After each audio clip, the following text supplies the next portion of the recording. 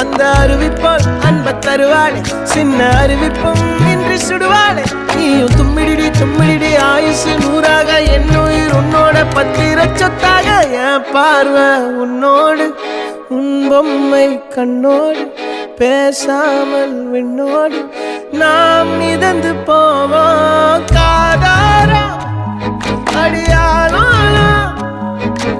நான் தாங்க மாறோடு